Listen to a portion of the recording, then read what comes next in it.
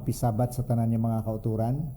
Nagapanumbalik kita diri sa aton nga Sabbath School lesson review panayan version diri sa Hope Channel Panayan Gimaras kag ginapasalamatan naton ang Ginoo sa padayon niya nga pagpakig-upod sa aton sa bug-os naman nga adlaw semana kag nakahigayon kita sa pag tipon liwat para sa pagsimba sa iya sa sining adlaw nga inugpahuway kag sa gihapon aton pasalamatan ang Ginoo nga nagsustinto sa aton sing mayad nga lawas kag protection.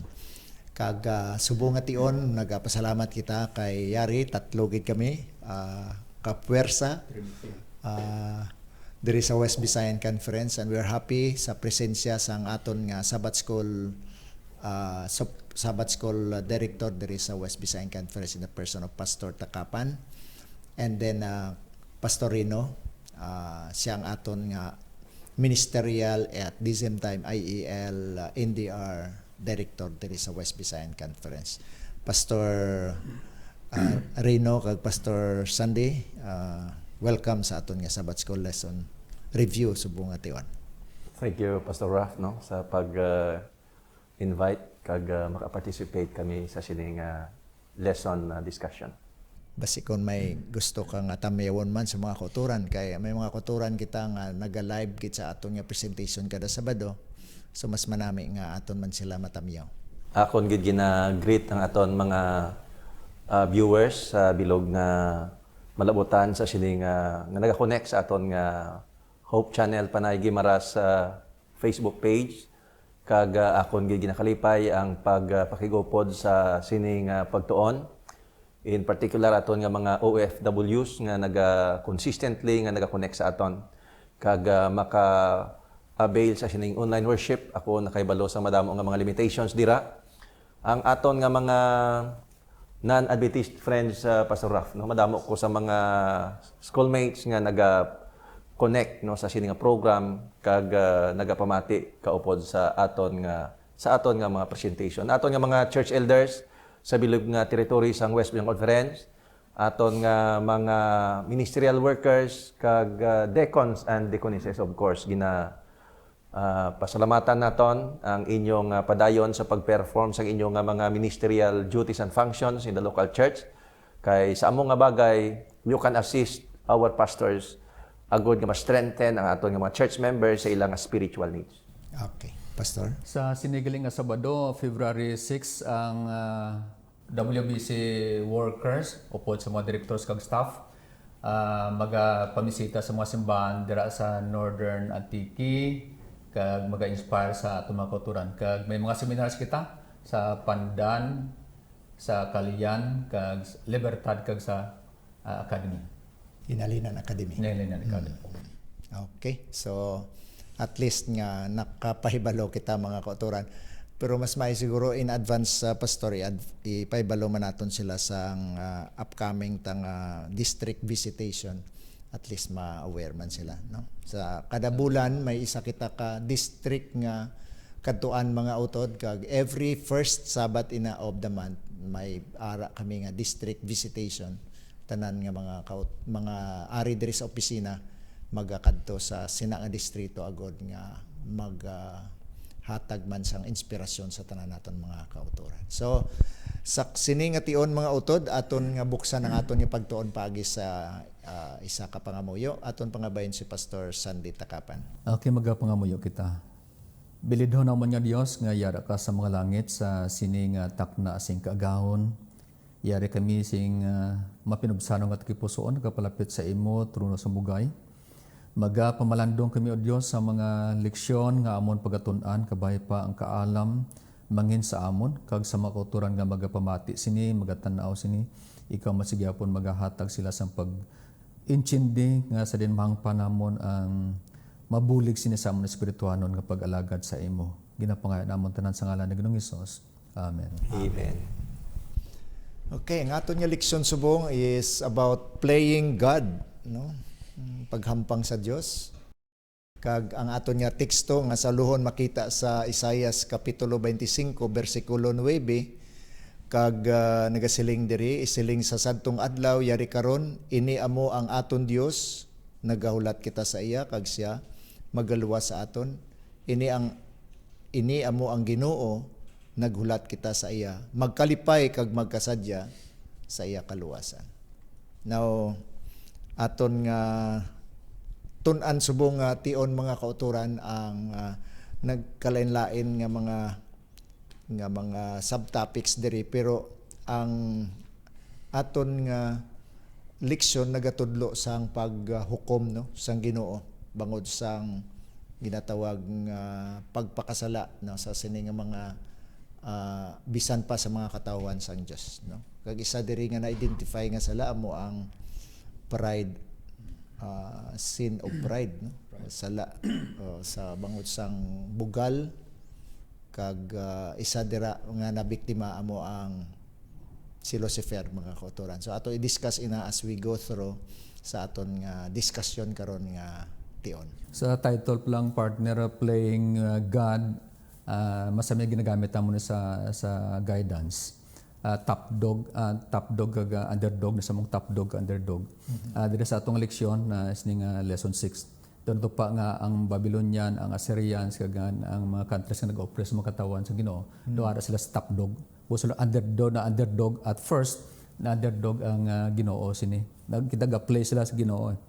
Daw kun sa mga drama ang kontrabida sa primero madaog gina, pero sa uli at the end madaog dia ang bida. Kanami man sang pag-elaborate, Pastor. Yes, mga kauturan, katahom sa ato nga lesson, because this is a warning or a prophecy concerning sa ginatawag judgment for those who go against God, those who oppress God's people, and those who consider their righteousness and their works as way of salvation. May mga ginatawag, it is about the false system versus the system of God. Pero because Pastor Sandy, because manotice natin it is about the impending judgment. Sang Diyos, of course, manotice natin in the past nga ang Diyos nagdisiplina man sa mga iyang part of His disciplinary action sa Juda sa katauhan is gingamit siya bisan pang Northern Kingdom, no? Previous may Assyria, may Syria, mga nakalain-lain nga mga kapungsuran, but finally the forces of this world sa atong lesson will be defeated by God's power. Nga amo ang nag-oppress sa iyang katauhan. Manotice naton nga bisan pa ining ang Babylon in particular, gingamit at first ang Diyos as instrument to discipline Judah because of Judah's unfaithfulness to God. However, ining Babylon, because of his accomplishment, became proud. Nga ang iyang pride sini mga kauturan was compared sa bugal ni Lucifer na mention mo.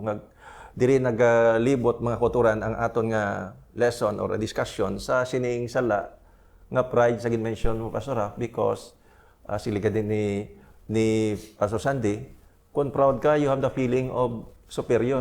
Superior kaya kag ang the rest is underdog. Ang iba niya daw nubo mo lang kay ikaw ya always on the top.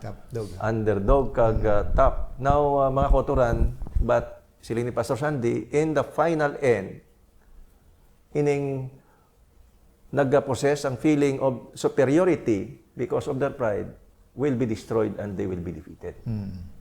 Kag na-define man diri sa aton nga pagtuon nga ang isa sa mga nagtulong sa bugal sang Babylonia, amo man ang ila katahom ba, beauty. Kung ma-describe o kung ang balang kasulata ga-describe nga ang Babylonia hindi ini basta-basta nga nasyon, di ba? Kay bangod sang iya nga beauty bala. Nang ginatawag ato ya Pastor San nga sa era o kung sa tion sang Babylonia is ginatawag ato ya nga Golden Age, no? Golden Age. Panahon sang pagtawag sina Golden Age. Bulawanon nga mga panag-on. Kay napunihan ini sa sang bulawan mo ti kung sa aton pa manggaranon sila matahom pagid maanyag nga klase sang nasyon ini siya.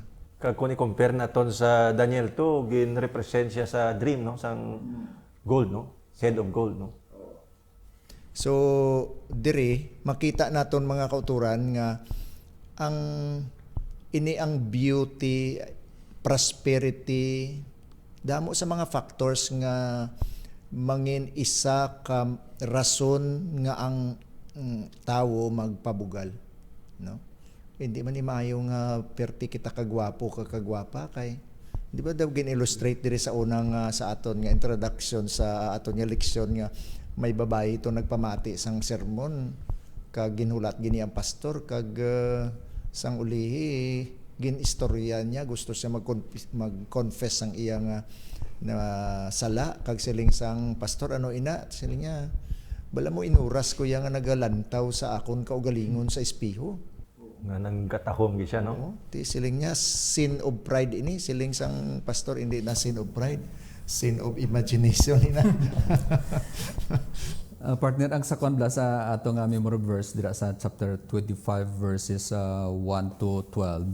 Daw ang pag-outline ba sa atong leksyon nga kita may tatlo sa salient points nga ang first chapter 25 verses 1 to 5 parte siya sa judgment. Nga mo judgment sa Babylon kag sa Assyrian atong mga opponents ng katawan sa Ginoo. Tapos ang sa second nga part amo siya ang verses 6 to 8 parte ni siya sa assured victory para sa makatawan sa Ginoo. Kag ang sa last nga portion niya verses 9 to 12 ang faithfulness sa katawan sa Ginoo right after nga mangin victorious ang katawan sa Ginoo. Kanami isang pagpasunod pag-outline sa atong leksyon sa sininga Sabado. Ang question guro Pastor Ralph, Pastor San, how can a God of love mangin do ka latawan nato der Isaiah is mangin do mapinta grabe ka singkal ang kaakig sang Dios. Paano ang ining Dios nga gugma mangin pintas nga daw isa siya ka warrior na bla sa sining prediction against sa Babylon in particular and the rest sa mention ni Pastor Sandy because this is not about Babylon but daw pinaka-leader gid ang Babylon nga iga judge sang Dios nga hukman sang Dios but it includes the rest of the nations nga nag-oppress sa iyang katawhan and they became proud of their accomplishment. Ang question guro mga kauturan now how can a loving God, no, become like a warrior in executing His judgment sa sining Babylon and the rest of the nations? Now, mga kauturan, manotice naton nga ang gugma is gusto sang Dios nga ang relationship niya sa iyang mga tawhan will always be pure. Hindi mo madagtaan because it is compared with the marriage sa pastora. It will always be pure. Manotice naton nga ang ining Judah ano sang iba niya mga Diyos, di ba? It's about worship. Gusto sang Diyos yang their worship will always be pure and undefiled. Secondly, ang Diyos gugma, but ang gugma sang Diyos nagademand siya sang ginatawag ng one marriage, one man, one woman principle. Gusto sang Diyos yang hindi na sila magsimba sa lain nga Diyos. Dira man sa Ten Commandments mga kauturan, hindi sila magyaob, hindi sila magupot sa lain nga mga Diyos. Kag manotice naton nga sa sining part sang Judah, it is part of God's discipline. Kaya nahigugma ang Diyos, He disciplined Judah by using Assyrian, Syria, and of course, Babylon. Mga kauturan. Kag ang Diyos yang agugma, He is always fair, no? He is always fair. Kag finally, ang gugma sang Diyos, mga kauturan, manotice naton is always redemptive. Nagaluwas, no? So, kung isa Pastor Ralph, ma-experience naton ang mga tragedy sa aton nga kabuhi, basi part ini sang mga discipline man sang Dios para for our redemption. Kag isa man guro ngaton nga ma-remind sa aton mga kauturan nga kung may isa nga ginakaugtan ang Ginoo, ina ang ginakaugtan niya nga kung kita magsugod na sa paghuna-huna sang nga kita bala wala na nagakinanglan sa Dios. Daw inang pares man bala sa balat siyago ni Lucifer. Kag amo man ang balatsagon sa nga ang ginhatag sang Ginoo ini nga paghukom sa Assyria, sa Babylonia, kag sa iban pa nga mga neighboring nations sang Israel. Bangod sang wala sila nagakilala sang pagka-Dios gid sang Dios bala, the sovereignty of God. Amo na nga ang Ginoo nangakigid, di ba? Sing tama bangod sa na kag iya gin-illustrate ini kung daw ano ang iya nga paghukom gid such as sa paghukom niya sa Babylonia. Ang opportunity mga kauturan sa Babylonia ginhatag sang Dios nga ini sila ma-evangelize man sa mga tinawo sang Dios. Amo na gani nga kun inyo natalupangdan sa nagligad ta nga mga leksyon, ginsaysay dito nga sa tanan nga mga neighboring nations ang Babylonia amo ang ulihi nga gin-curse sang Dios mo. Gintagaan sila tsansa kay ang presensya sa mga Israelinon dito posible nga maka-influence sa ila nga makakilala sila sang Dios. Pero ang balad ka sulagasugid sa aton may effect man ang presensya to ni Daniel, di ba? Naka-testify man bisan sa kay King Nebuchadnezzar nga nakatangla man siya sa uli sa langit kag nakadeklarar siya nga mas makagagahom gid ang akong Dios, no? Kag nakahinulsol siya. So makita naton nga isa ka blessing ba, pero despite of that, generally speaking, ini mga nasyon nga ini wala ginakilala sa Ginoo sa iya nga pagka-harianon kag pagka-Dios nun.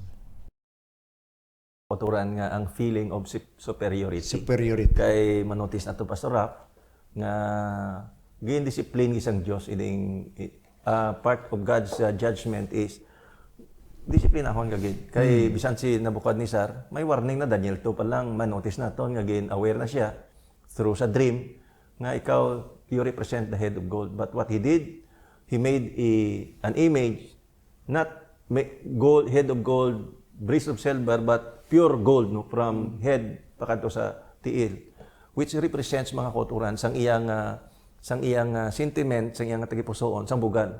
Because not only he defied the prophecy, but mga kauturan gin-establish niya ang kaugalingon niya nga the ruler, no, equal with God. Kay mga kauturan, it's not about political issue diri, it's about a mixture of politics and religion. Ang statement ni King Nebuchadnezzar kag statement ni Kwan ni Lucifer mag-anggid-gid. Kung hindi bangod sa ay ba ang sa akon, di ba ang Daniel chapter 4. sa nakitaan niya bala itong mga butang sinya kung hindi ni sa akon kag kundi lang paagi ni sa akon nawala ni nag-amusin niya ang nasyon ko, no? Kung sa aton pa ang credit ara sa iya kaugalingon kag amo man na ang ginimo ni Lucifer. Nakita ang contrast bala to sa kwan kita buging gamit sa kay Jacob sa pag-struggle ni Jacob lato pagatubang sa iyang utol nga si Esau. Sa kay Jacob, ang Jacob's ladder, ang ladder from heaven, going down to Jacob. Ang contrast naman sa Babylonia, atong Tower of Babel, nag-create sila sa building para nga sa malikawan lang ang baha, itong posibleng baha sa una. Halin sa dalom, pagkato sa babaw, businon ang tao, ang humanly speaking, ang tao gusto nga exalt ang self nila. Pero ang contrast, balik kita sa kay Jacob, nga wala gid mahimo ang tao, kay ang kaalam, kag ang gahom, kag ang judgment, halig gid sa Ginoo. Muna gani sa atong leksyon, it's God who initiates the judgment. Kung magsiling kita sa judgment, kalabanan sa ato minadlo, kita ma-terrorize kita about judgment hour, the Lord is coming. Pero kung sa atong leksyon na gambal, nga ang judgment para sa mga malauton is ma-terrorize sila. Pero para sa makatawan sa Ginoo, it's a blessing. Kaya nga, mabindicate sila, ari na matapos na gid ang kabudlayan nga ilang gin-experience. So makita naton nga lain-lain ang perceptive bala, ang pagdaway mag-perceive ang tao sang judgment. Depende man iya sa imo man nga kung ano ka nga klase sang tao na, di ba? Sa nasyon nga ari diri, no, ang nasyon sang Ginoo abi ang Israel, kag ang mga neighboring nations nga wala iya nagkilala sa iya, lain ang ila nga pag-perceive sa ang doctrine of salvation nga gina-mention ni Pastor Sandy, ang sa Babylonian system niya, it's salvation by works, no? Meaning from earth to heaven. Ang Diyos yang system is from heaven to earth. Ang Diyos kaya ang mag-reach out sa aton. Meaning, maluwas kita mga kauturan through the initiative of God.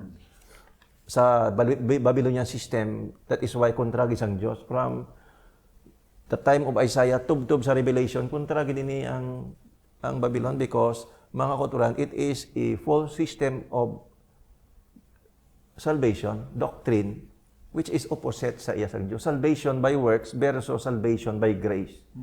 From earth to heaven, siling ni Pastor Sandy, but God's teaching about salvation is from God to earth. Meaning, it's all about God's initiative. Saved by grace through faith, not by works. So diri makita naton ang judgment sang Ginoo nga ginatag sa Babylonia. Kaya mo man ni matabo sa aton mga kauturan, once nga ang aton nga pag kilala sa aton kaugalingon lain kag aton man nga wala kita nag-alagad sa kun ano gid ang gusto sang Ginoo sa aton. So amo man ang judge kun aton i-trace diri no sa aton nga lesson kung paano ang Babylon gin-curse ang Ginoo until nga such time nga wala gid sang nag inhabit sa ila no sa isa sini sa Babylonia. Kay bisan ang istorya naga-confirm nga sa ang Baghdad karon nga Iran, ang Baghdad Iraq no. Ang ina nga area gid gali nga ginpatindugan sang ginharian ni King Nebuchadnezzar, wala gid diya na restore. Desolated gid. Desolated gid siya.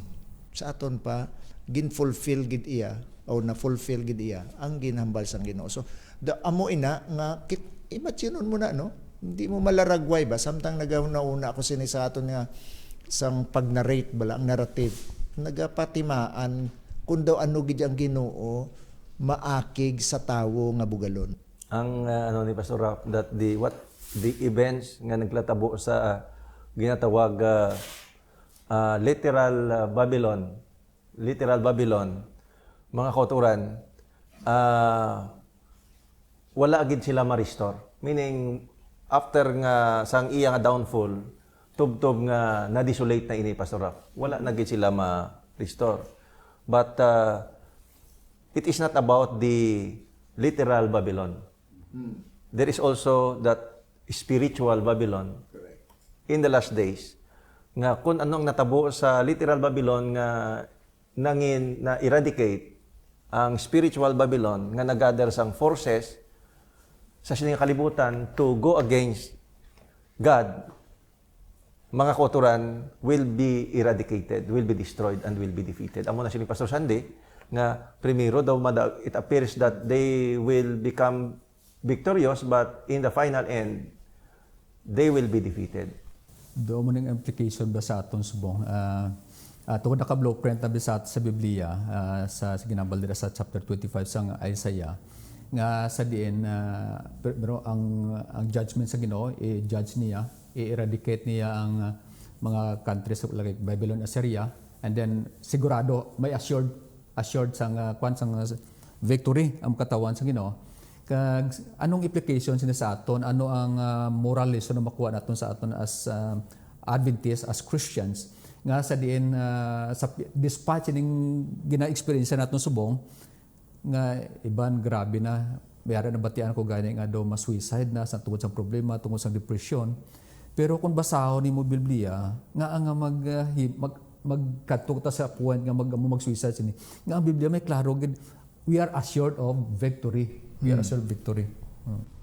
Kiti isa sa factors na kiti wala sila gatuon siguro sa Biblia amo na nga wala sila kabalo nga may mga assurances ang Ginoo no. So advantage man na sa aton nga kita ya napunaan sang pulong sang Dios kag paagi sinay mga kauturan may ara kita iyang gauge nga kita maka-establisar sang aton nga pagsalig sa Ginoo. Amo nang gidakabig kita nga mga we are people of hope. May paglaom kita iya. Kita mo Pastor Ralph dito sa Babylonian experience no sa King of Babylon nga that ends the reign of Babylon as empire sa bilog kalibutan. Nang ginatawag ng Indom sila gamit niya ang cup, golden cup tong holy to iya to sa temple nga gikuha nila, but himo nila to tagayan sang butangan sang wine. Ang wine, mga kauturan, represent sa ginatawag false belief, no? Kag pag-boss, no? Mako mo gin underestimate niya, no? Ang pagkabalaan sa tong cup, no? Nga ginagamit sa temple. So mga kauturan, it is not just nga nagtagay-tagay ito sila, but the king of Babylon, mga kauturan, challenged the authority of God by that time, and God, no, judge, no, ang Diyos naghukom, no, sa Babylon, and that was the starting point of her downfall. Oh. So amo na yang insakto ginang aton nga titulo sa aton nga leksyon nga playing God. Amo gani na Ginampangan ginila ang Diyos. Pastor Rap, when you challenge, no, the authority of God, when you challenge not only God's people, His authority and His doctrine of salvation, then mga kauturan, ang Diyos hukom, destroy sa imong mga utod. That is why we must not underestimate, no, God's system and God's authority. Kag ina no kung i-trace naton man sa history, grabe nga influence ang gin-create sang Babylonia, no? Imagine mo na ang mga false system of worship bala. Nagliton ini halin sa isa kay ni rason hasta gid di bala sa aton kapanahon. Lantaw bala nga ang balaan kasulatan sa bugna mga kauturan nagapahayag nga naghubog ini sa mga katawhan, no? Nahubog ang mga katawhan sang sayop nga mga pagtudlo ba. Tiyan mo na nga ginpainom nila kita sang ginpainom niya mga katawhan sang sala nga doktrina kag amoy ni mga kauturan ang naka-apekto. Amo na nga no wonder nga Ginoo gid nagpakamalaot gid sini nga nasyon bangod sang grabe nga epekto ilabi na gid mga kauturan sa sala nga sistema sa pagsimba kapakilala sa Dios. Amo na ang balatayan naton mga kauturan nga in the last days, the economic powers and the religious powers will unite mga kauturan under the guidance of Rome to persecute and to destroy God's people. No, mga kauturan. So, bantayan naton nga ang aton nga practices, ang aton nga lifestyle, ang aton nga doctrine, ang aton nga belief system will remain pure and undefiled. Nga hindi kita madagtaan sang false teachings, no, sang wine of fornication, iya sang Babylon nga teachings, because mga kauturan na finally ang siling sa Revelation, Babylon will be destroyed, they will be defeated. Ang laygay sa aton mga utod, siling niya gadi nila, come out of her my people, come out of her, meaning come out of Babylon. Hindi lang particularly Babylon or false teaching, but tanan, it represents the false system of worship in the world, no? Na magwa kita and magasunod kita sa matutuod ng pagpanibahon. Pero ang quadriblo, ang insider sang author, si Satan rin nag-employ siya sang supernatural. Nag-intervene si Satan. Gingamit niya ang mga super country sa mga tao sa atong superpowers sa atong time subong. Pero ang Ginoo ya hindi gid mapunggan. Once nga ang Ginoo ya magsilang promesa, okay, absoluto ta kamo sa inyo nga sitwasyon. Once nga ang Ginoo nagpromesa sa He will fulfill. Tiyan mo na nga ang leksyon nato nagambal diri, bisan pa nung ginihimo sang kaaway nga i-interbinahan niya ang buluaton sang katawan sang Ginoo, buluton niyang kalibutan, pero assured na galing kita nga hindi gid magpabaya ang Ginoo sa aton, hindi pabaya ang Ginoo sa iyang katawan. Amo ning manami. So we are fortunate mga utod nga hindi ayhan kita malipay sina nga once upon, no, in our life, no, kita man na hubog sina nga mga pagtulunan, no, kag bangod sa grasya sang Ginoo, kita mga kauturan gintagaan sang oportunidad nga tawgon halin sina nga kahulogbon sa sina nga pagtulunan kag gintagaan kita sa oportunidad nga mangin kabahin kita sa sining kamatuoran. So are we not happy nga we belong to this church? Kabay pa mga kauturan nga magpasalam ang espiritu sa pagka mapinasalamaton ari sa aton.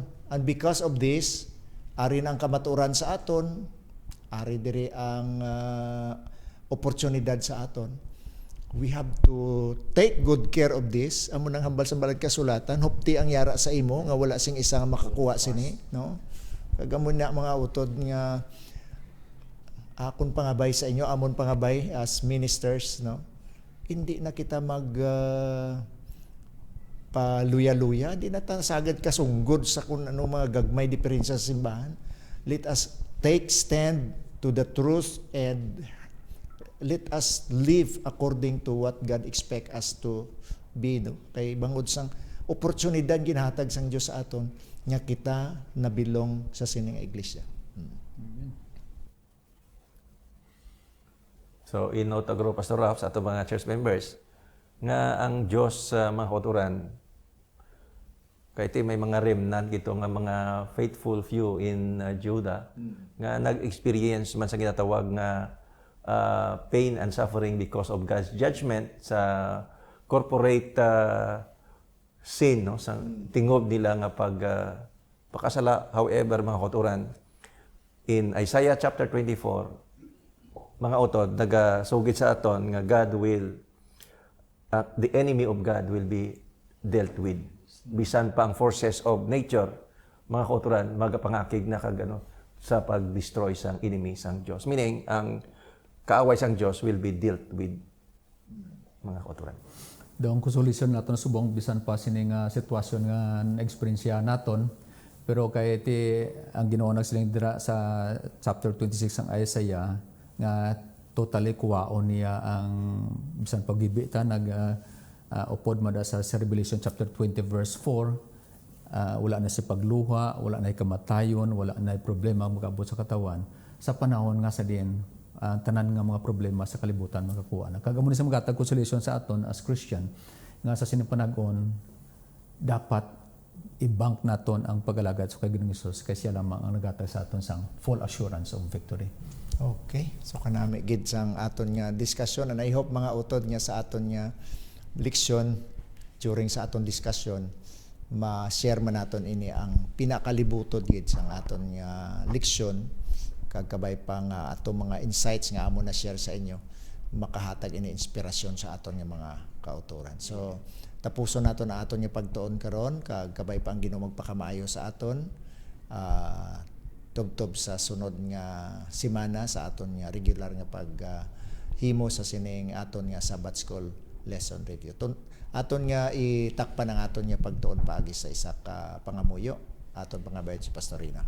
Magapangamuyo kita mga kauturan. Walay katubtuban kag dalang pa namon nga Dios. Salamat gid nga ikaw naghatag sa amon sang kaalam. Amon na discuss ang lesson for this week. Kagabay nga ang mga importante nga mga leksyon nga amon natun-an magabulig ini sa amon nga magapabilin nga matutom sa pag-alagad sa imo. Pakamayuhatan na nga mga viewers, mga church members kag ang mga amon mga kabyanan nga nagakonek sa sining program kabay nga kabitanan maidalom sa paggiya sang imong balang espiritu agud nga magahimo kami sa mga bagay suno gid sa imong kabubuton. Salamat nga ikaw bless sa amon, magasabat sa amon pangabay. Ginalauman namon kag nasaligan ini nga mabaton bangod lamang sa ngalan ni Kristo nga amon bugtong nga manluluwas. Amen. Amen.